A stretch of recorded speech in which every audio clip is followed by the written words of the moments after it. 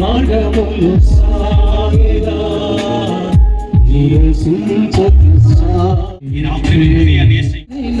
ఇప్పటి వరకు ఉన్నట్లుగా నేను ఉండనయ్యా. నీ మార్గములు సాగేదా నీవేను తీరుగా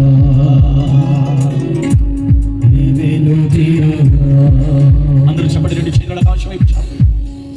నీ సన్నిధిలో మోకరించి నీ మార్గములో సాగేదా నిరసించక సాగేదా నీవేను తీరుగా నీవేను తీరుగా నీవేను తీరుగా.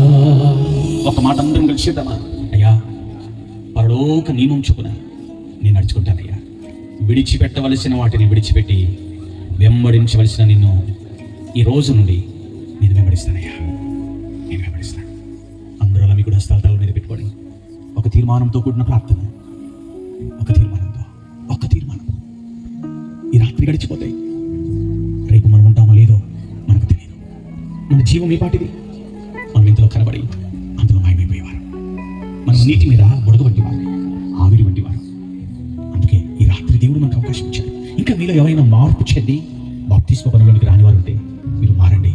యేసును సొంత రక్షకుని అంగీకరించండి. నీటి మూలంగాను ఆత్మ మూలంగాను బాప్తిస్మ పనులోనికి రండి. మీరు నిజంగా మార్పు చెందిన దేవుని సేవకులు యోహానయ్య గారు మీరు కలవండి. వారు మిమ్మల్ని బాప్తిస్మ పనులను నడిపిస్తారు. బాప్తిస్మ తీసుకున్న వారు ఇంకా వాక్య నియమం చొప్పున విడిచిపెట్టవలసిన విడిచిపెడుతూ వెంబడించవలసిన యేసును